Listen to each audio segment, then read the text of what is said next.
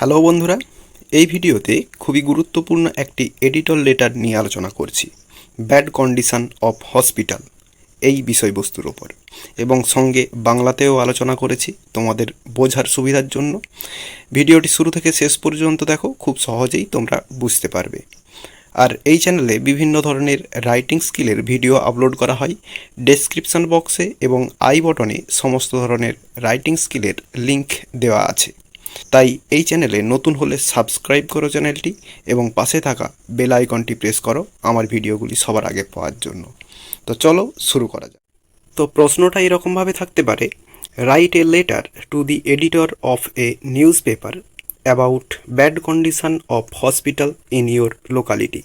তো বলা হচ্ছে রাইট এ লেটার, একটি চিঠি লিখো, to the editor of a newspaper, একটি খবরের কাগজের সম্পাদককে, about bad condition of hospital in your locality, তোমার এলাকায় যে হসপিটাল তার খারাপ অবস্থার জন্য বা খারাপ অবস্থা সম্পর্কে। তো দেখো, সবার ওপরে টু দিয়ে তার নিচে দি এডিটর এবং তার নিচে দেওয়া হয় খবরের কাগজের নাম, দি স্টেটসম্যান আমি দিলাম, এবং তার নিচে স্টেটসম্যানের ঠিকানা কলকাতা 700001, এবং তার নিচে মাঝখান করে দেওয়া হয় সাবজেক্ট, বিষয়বস্তু দেওয়া হয়। তো কোশ্চেন থেকে বিষয়বস্তুটা নিয়ে দেওয়া হলো এখানে ব্যাড কন্ডিশন অফ হসপিটাল।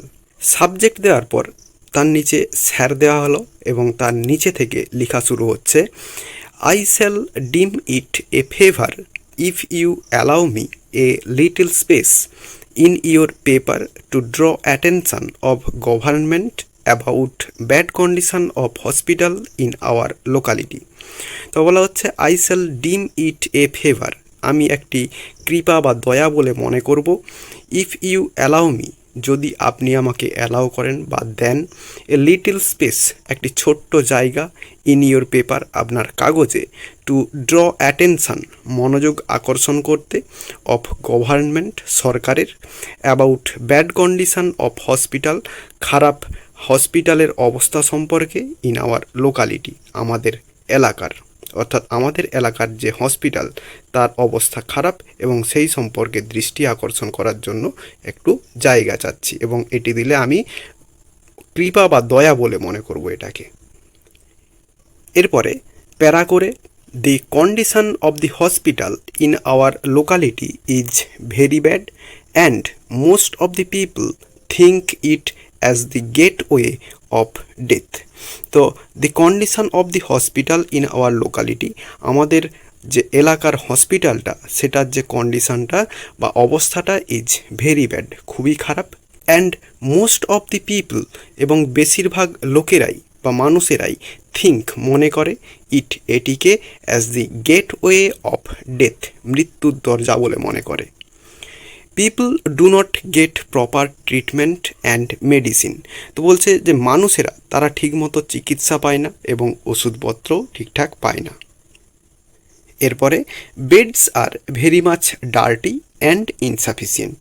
তো বেডস বিছানাগুলি আর ভেরি মাচ ডার্টি খুব নোংরা, অ্যান্ড ইনসাফিসিয়েন্ট এবং অপর্যাপ্ত, পর্যাপ্ত পরিমাণে বেড নেই। So many patients have to lie down on the floor. বলছে সো তাই জন্য, মেনি পেশেন্টস অনেক রোগীদেরকে, হ্যাভ টু লাই ডাউন শুতে হয়, অন দি ফ্লোর মেঝেতে। Food given to the patients are very poor in quality. বলছে ফুড খাবার, গিভেন টু দি পেশেন্টস যেগুলো পেশেন্টদেরকে দেওয়া হয়, রোগীদেরকে দেওয়া হয়, are very poor in quality, তার যে মানটা, গুণমানটা সেটা খুব নিম্নমানের। এরপর দি atmosphere of the hospital is very unhygienic as it is not cleaned regularly. বলছে দি অ্যাটমসফিয়ার, পরিবেশটা, অফ দি হসপিটাল, হসপিটালের, ইজ ভেরি আনহাইজিনিক, খুবই অস্বাস্থ্যকর, as it is not cleaned regularly, যেহেতু এটিকে প্রত্যহ পরিষ্কার করা হয় না। Many street animals like dogs, cats are found to be roaming in the hospital. তো বলছে মেনি স্ট্রিট অ্যানিমেলস, অনেক রাস্তার যে সমস্ত প্রাণীগুলো, লাইক ডগস, ক্যাটস যেমন কুকুর, বেড়ালেরা, আর ফাউন্ড তাদেরকে দেখা যায়, to be roaming in the hospital, হসপিটালে ঘুরতে দেখা যায় তাদেরকে। এরপর doctors are found to neglect their duties as they are interested in their private clinics.